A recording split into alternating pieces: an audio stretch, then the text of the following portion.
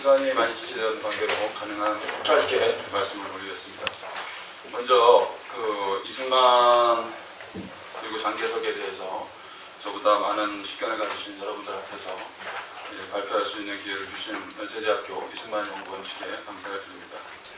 제가 1998년경이라고 기억이 됩니다만 그 당시 유경희 원장님께서 제가 다른 학교 교수로 있을 때 초청해 주셔서 여기를 발표를 하고 2003년에 연세대학교 정치외교학과 교수로 부임한 이후로 최초로 발표의 기회를 갖게 된 것을 각별히 저로서는 영광으로 생각합니다. 오늘 또 토론을 맡아주신 한상도 교수님 멀리서 오셔서 제가 목요일 아마 수요일 밤에 또 드린 것 같은데 아주 늦게 전달된 것을 의심스럽게 생각합니다. 전반적으로 오늘 심포지엄의 주제는 인물 전기학적인 연구라고 할 수가 있겠습니다. 한 인간에 대해서 우리가 좀 더 심층적으로 분석을 하는데 그 한 인간만을 보는 것이 아니라 그 인간과 다른 시공간을 살았던 또 한 명의 인간을 선택을 해서 비교 평전적 성격으로 이 연구를 진행하는 것이 이번 심포지엄의 주된 목적이었다고 할 수가 있지 않나 저는 그렇게 파악을 했습니다. 그동안 저희 역사를 파악함에 있어서 구조결정론적 시각이 오랫동안 세계적으로 각광을 받았습니다. 그래서 구체적인 역학관계라든가 이 계급적 구조 이런 걸 통해서 한 사건을 원인을 규명하는 이러한 연구를 많이 각광을 받았는데 그렇게 하다 보니까 이 인간이 실종되어 버리는 상황이 벌어졌다라고 하는 것입니다. 그래서 사실은 모든 역사는 인간에 의해서 결정되고 그 결과에 의해서 만들어지는 것인데 정작 그 인간이 소멸되어 버리고 구조만이 남아있는 그런 상황이 벌어지게 됐습니다. 그래서 이를테면 이렇게 보게 되면 6.25 전쟁에 대한 6.25 전쟁이 과연 김일성이나 모택동이나 스탈린의 한 인간의 결정이 없었다면 과연 6.25 전쟁이 있었겠느냐. 물론 그동안 많은 구조결정론자들은 다른 주장을 했습니다. 그러다 보니까 이러한 전쟁 결정 책임이라고 하는 부분들이 희석되는 그러한 결과들을 빚게 된 것입니다.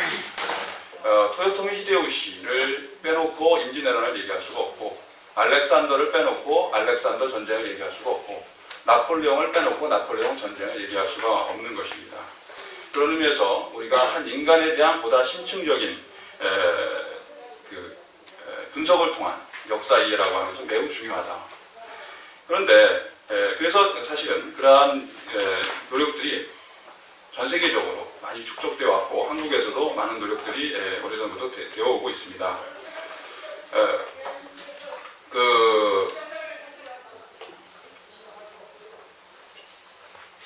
전기적인 연구뿐만 아니라 아까도 말씀드린 것처럼 한 인간을 평가함에 있어서 그 인간을 우리는 흔히 우리가 살고 있는 현재적 시공간의 표준으로 평가하게 됩니다. 그거는 우리의 지식 부족성 때문에 그렇습니다. 그러니까 특히 우리 이제 젊은 세대들, 20대라든가 이제 10대, 20대 이 학생들은 그 시대의 시간을 경험해 보지가 않을 거고 지금 현재를 살고 있기 때문에 이 현재의 시점에서 과거를 볼 수밖에 없습니다. 이 부속성인데요. 그런데 한 인간을 평가함에 있어서는 그 인간이 존재했던 과거보다 전 과거의 시점에서부터 이거를 풀어내려와야지 그 인간에 대한 올바른 평가가 가능하다고 저는 봅니다. 자, 그러기 위해서는 또한 그 인간을 좀 더 세계사적으로 평가하기 위해서는 다른 공간에 살았던 인간과의 비교가 굉장히 필요하다.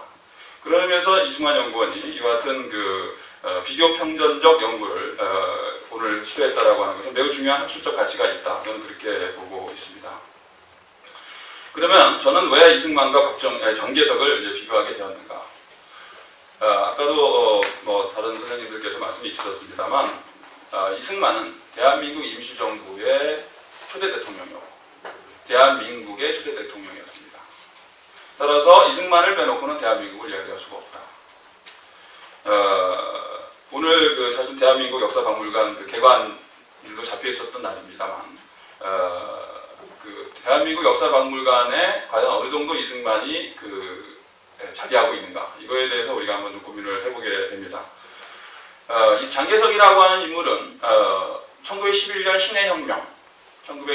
신해혁명으로 수립된 중화민국을 계승해서 대만으로 그것을 가지고 와서 자유중국을 만들었던 그런 인물이고, 이 장개석을 빼놓고 오늘날의 대만을 이야기할 수가 없다라고 하는 것입니다. 이 두 사람을 놓고 봤을 때 이 두 사람이 동북아의 근현대사를 설명해 줄 수 있는 아주 중요한 두 인간이다. 저는 그렇게 이제 파악을 했습니다. 두 사람이 만나기로 했습니다. 그 1949년 진해에서 만나서 당시에 이 태평양 동맹이라고 하는 걸 우리가 만들어야 된다. 지금 1949년 유럽에서는 나토가 만들어지고 있습니다. 북대서양 조약기구가 만들어지고 있습니다.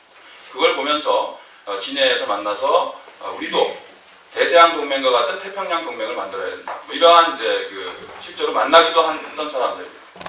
나이는 이승만이 장개석보다 한 10살 정도 더 위였습니다.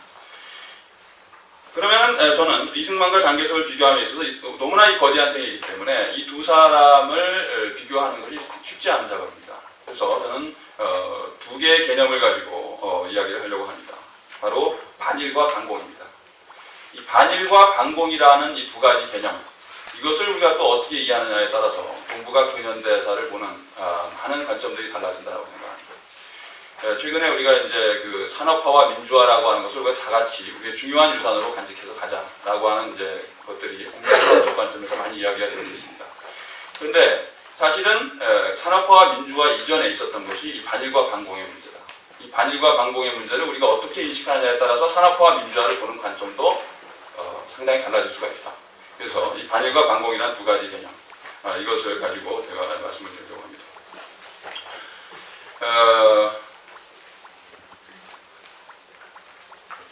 이 두 사람을 연구함에 있어서 이승만에 관한 사실 자료들이 많이 이제 축적되어 있습니다. 이승만 연구원을 비롯해서 많이 축적되어 있기 때문에 그런 1차 자료들, 그 사람이 직접 남긴 1차 자료들을 가능한 많이 제가 보려고 했고, 그래서 사실은 오늘 제가 이걸 처음 장개석하고는 처음 발표하는 겁니다만, 이승만의 독립의 지정학이라고 하는 내용으로 한국정치학회고에 이미 발표를 했었고요. 그 다음 해 2009년에 김구와 이승만의 지정인식이라고 하는 제목으로 김구와 이승만을 비교하는 그러한 논문을 한국정치학회고에, 저희 한국정치학회는 가장 권위 있는 한국정치학회고에 제가 게재를 한 바가 있습니다. 그래서 그와 같은 연구의 연장선상에서 제가 이번에는 이승만과 장개석을 비교하는 연구를 하게 되었습니다. 장개석에 관한 자료들도 많이 있습니다. 장개석이 상당히 격전의 아시아 대륙을 살았던 인물인데, 그 와중에서도 일기를 썼습니다. 일기를 써서 그 일기를 지금 대만에 보관하고 있는 것이 아니라 스탠포드 대학의 후보 인스티튜트에 기증을 해서 보관하고 있습니다. 저는 왜 장개석의 후손들이 그 문서를 대만에다가 남겨놓지 않고 스탠포드 대학에 기증했느냐, 이것의 의미를 잘 생각해 볼 필요가 있다고 생각을 합니다. 그 이후에 이승만과 장개석을 비교해봐서 사후를 보면은, 이승만은 아시다시피 1960년 국민적 저항에 봉착해서 권좌에서 물러났고, 그 이후에 하와이에 유폐 생활을 하다가 1965년 소가했습니다. 장개석은 1975년까지 중화민국의 총통의 지위에 있었고, 그 이후에 자기 아들 장경국에게 권력을 세습했습니다. 그렇기 때문에 바로 1975년 중정기념당이라고 하는 어마어마한 이 역사적인 박물관을 만들기 시작을 해서 1980년 중정기념당이 완공이 됐고, 그 중정기념당을 중심으로 장개석에 관한 많은 기록물들이 체계적으로 정리가 되어 있습니다. 그래서 이 시간에 사실은 제가 그야말로 이러한 중정기념관에서 보관되고 있는 자료들을 충분히 보지 못한 상태로 여러 가지 가능한 모든 자료들만을 가지고 말씀을 드리게 되었습니다. 제가 이제 말씀드리고자 하는 가지고 계신 자료집에 이제 6페이지 정도에 해당이 되는데요.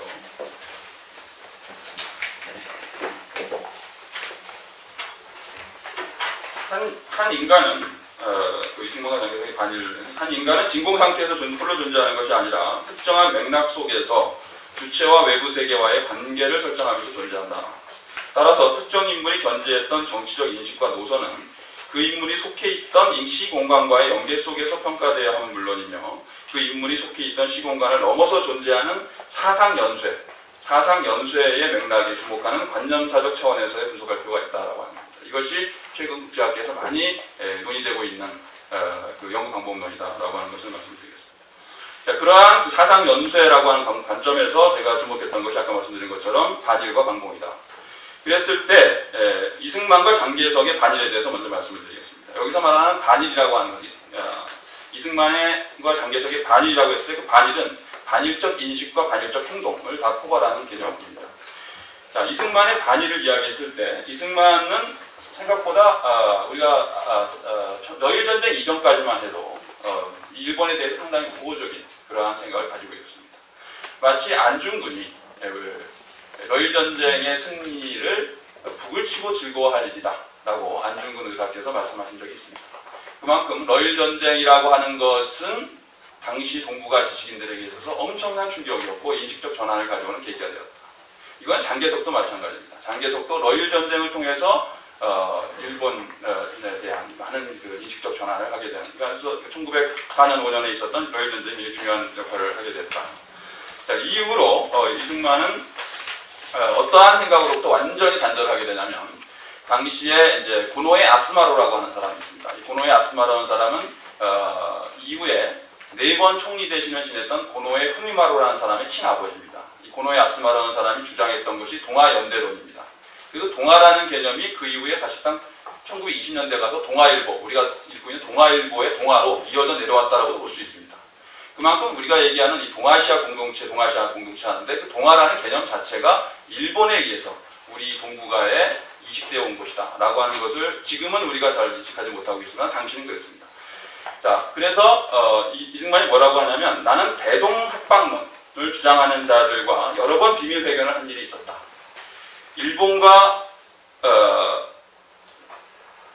그들의 동기, 결국은 이 대동합방론을 주장하는 사람들은 결국은 우리 서양과 동양은 한 번은 결국은 싸워야 된다 라고 하는 생각을 갖고 있었는데 그러한 생각이 상당히 나에게 그 감동을 주었다. 그러니까 일리가 있는 것처럼 느껴졌다. 이렇게 이제 파악을 하고 있었던 것입니다. 그것이 러일전쟁 이전에 이제 가지고 있었던 생각이고, 제가 이제 최근에 좀 다른 걸 고노에 아스마로에 대해서 그 사람의 일기를 보니까 이 고노에 아스마로의 영향력이 굉장히 깊숙이 들어와 있었다라고 하는 것을 알 수가 있었습니다. 그래서 조병생이라는 사람을 만나서 광무 황제, 그러니까 고종이죠. 고종과도 접근을 해서 우리가 이대로 가만히 있다가는 완전히 우리 먹힌다. 그래서 후쿠자와 유기치와는 완전히 다른 길로, 후쿠자와 유기치는 타라노로 갔고요. 아시아를 벗어나자라는 걸로 갔고, 이 고노에 아스마로는 우리가 아시아 공동체를 만들어서 러시아와 그와 손잡고 있는 프랑스 제국주의, 그 다음에 미국, 그 다음에 영국이 이렇게 몰려올 때 우리가 힘을 합치지 않으면 안 된다. 이러한 주장을 했었고, 당시에 동북아의 젊은이들은 거기에 상당히 경도되어 있었다라고 합니다. 그러한 생각으로부터 완전히 단절하게 되는 것이 러일전쟁을 통해서 러일전쟁을 계기로 하게 되고, 그 이후로 줄곧 이승만은 반일의 길을 갔습니다. 이승만의 반일은 그가 죽을 때까지 계속됐습니다. 그러니까 이승만은 장개석과는 달리 1952년 장개석은 일화평화조약을 체결해서 사실상 국가적인 화해를 했고 개인적으로도 일본을 용서하는 그러한 태도를 취했습니다. 그런데 이승만은 재임 기간 중에 일본과 평화조약을 체결하지 않았고 자기 자신도 개인적으로 일본에 대한 어떠한 그 화해의 선언 이런 것들을 하지 않은 상태로